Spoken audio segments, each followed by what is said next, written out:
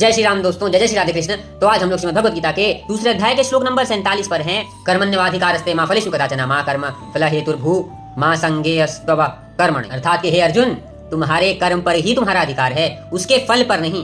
तो ना तो खुद को उस कर्म का कारण मानो, ना ही उस कर्म से होने वाले या मिलने वाले फल के प्रति इतने आसक्त हो जाओ, बल्कि मुक्त हो जाओ उस कर्म से भी और उस फल से भी। प्रेमानंद जी महाराज भी तो कहते हैं ना कि ये जो कर्म है इसको भी भगवान को समर्पित कर दो और इसके फल को भी उनकी इच्छा ही मानो। क्योंकि अगर हम फल के प्रति आसक्त होते हैं तो फिर से धरती पे आना पड़ेगा भैया मुक्त होने के लिए, और कर्म के प्रति आसक्त होते हैं तो फिर इसका फल प्राप्त करने के लिए आना पड़ेगा।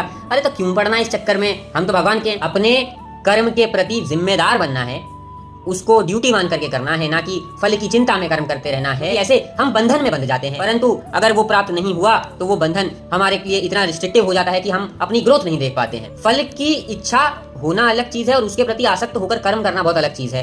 फॉर एग्जाम्पल, या फिर हम कहें कि हमें वर्ल्ड कप जीतना है और उसके लिए हम मेहनत नहीं करें कि हमें क्या ही चिंता है, तो उसका तो कोई मतलब ही नहीं है कि प्रैक्टिस तो लगेगी ही लगेगी। अगर प्रैक्टिस ही नहीं होगी तो फिर जब मौका आएगा तो परफॉर्म नहीं कर पाएंगे। पर सारा ध्यान अगर प्रैक्टिस में होगा तो ये भी समझ आएगा कि हाँ बॉल, मतलब जो कहते हैं कि अगर बॉल इस तरह से छूट रही है तो हो सकता है लेग स्पिन फेंक रहा है, उस तरह से छूट रही है, तो छोटी छोटी बारीकियों पे नजर जाएगी। अगर कोई आगे बढ़ता दिख रहा है तो उसको बाउंसर मार के गिराना है। वो जो अवेयरनेस होती है वो तब आती है जब फल पे आसक्ति नहीं होती है, सिर्फ कर्म पे पूरा फोकस होता है। तो वो उस चीज को बताने की शायद यहाँ पे भगवान कोशिश कर रहे हैं।